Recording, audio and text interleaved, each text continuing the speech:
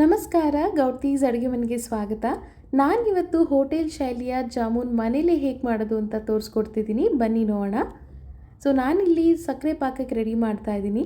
ಇಲ್ಲಿ 6 ಕಪ್ಪಷ್ಟು ನೀರಿಗೆ ನಾನು 2 ಕಪ್ಪಷ್ಟು ಸಕ್ಕರೆನ ಹಾಕ್ಕೊಂಡಿದ್ದೀನಿ. ತುಂಬ ಸ್ವೀಟ್ ಬೇಕಾದವರು ಇನ್ನು ಅರ್ಧ ಕಪ್ಪು ಸಕ್ಕರೆನ ಹಾಕ್ಕೊಳ್ಬೋದು.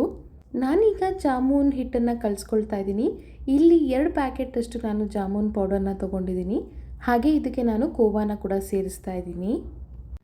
ಕೋವಾ ಹಾಕೋದ್ರಿಂದ ಜಾಮೂನ್ ತುಂಬ ಸಾಫ್ಟಾಗಿ ಬರುತ್ತೆ ಆ್ಯಂಡ್ ಟೇಸ್ಟಿಯಾಗೂ ಇರುತ್ತೆ. ನಾನಿಲ್ಲಿ ಅರ್ಧ kg ಕೋವಾನ ತೊಗೊಂಡಿದ್ದೀನಿ.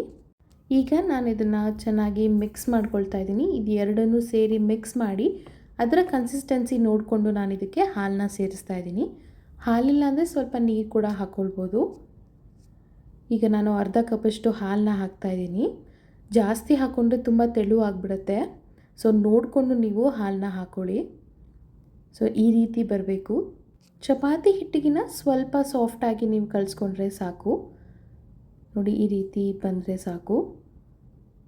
ಇನ್ನೂ ಸ್ವಲ್ಪ ಗಟ್ಟಿ ಆಯಿತು ಅಂದರೆ ನೀವು 1 ಅಥವಾ 2 ಸ್ಪೂನ್ ತುಪ್ಪ ಸೇರಿಸ್ಬೋದು. ಇಲ್ಲಾಂದರೆ ಹಾಲನ್ನು ಸೇರಿಸಿ ಮತ್ತೊಮ್ಮೆ ಚೆನ್ನಾಗಿ ನಾದ್ಕೊಂಡು ಉಂಡೆಗಳನ್ನ ಕಟ್ಕೋಬೇಕು.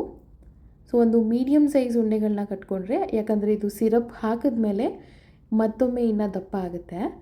ಹಾಗಾಗಿ ನೀವು ನೋಡಿಕೊಂಡು ಉಂಡೆಗಳನ್ನ ಕಟ್ಕೋಬೇಕು. ನೋಡಿ, ಈ ರೀತಿ ಸಾಫ್ಟ್ ಟಚ್ ಇರಬೇಕು. ಯಾವುದೇ ರೀತಿ ಬ್ರೇಕ್ಸ್ ಇಲ್ದಂಗೆ ನೀವು ಉಂಡೆಗಳನ್ನ ಕಟ್ಕೊಳ್ಳಿ. ನಾನಿಷ್ಟು ಉಂಡೆಗಳನ್ನ ಮಾಡ್ಕೊಂಡಿದ್ದೀನಿ. ನಾನೀಗ ಇದನ್ನು ಎಣ್ಣೆಗೆ ಹಾಕಿ ಕರಿತಾ ಇದ್ದೀನಿ. ಈಗ ಪಾಕ ಕೂಡ ರೆಡಿಯಾಗಿದೆ. ನೋಡಿ, ಪಾಕ ರೆಡಿಯಾಗಿದೆ. ಎಣ್ಣೆ ಕೂಡ ಕಾಯೋದಕ್ಕೆ ಇಟ್ಟಿದ್ದೆ.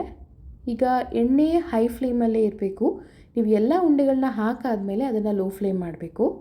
ಯಾಕಂದರೆ ನೀವು ಹೈ ಫ್ಲೇಮಲ್ಲೇ ಇಟ್ಟಿದ್ರೆ ಜಾಮೂನ್ ಸೀದೋಗುತ್ತೆ ಆ್ಯಂಡ್ ಒಳಗಡೆ ಕೂಡ ಬೆಂದಿರಲ್ಲ. 3-4 ನಿಮಿಷ ನೀವು ಇದನ್ನು ಲೋ ಫ್ಲೇಮ್ನಲ್ಲಿ ಬೇಯಿಸಬೇಕಾಗತ್ತೆ. ನಿಮಗೆ ಒಂದು ಒಳ್ಳೆ ಕಲರ್, ಹಾಗೆ ಒಳಗಡೆ ಕೂಡ ಜಾಮೂನ್ ಬೆಂದಿರುತ್ತೆ. ಹೀಗೆ ಕೈ ಆಡಿಸ್ತಾ ಇದ್ದರೆ ನಿಮಗೆ ಒಂದು ಪರ್ಫೆಕ್ಟ್ ಕಲರ್ ಬರುತ್ತೆ. ನೋಡಿ, ಈಗ ಇದು ರೆಡಿ ಆಗಿದೆ. ನಾನೊಂದು ಪ್ಲೇಟಿಗೆ ಹಾಕ್ಕೊಳ್ತಾ ಇದ್ದೀನಿ.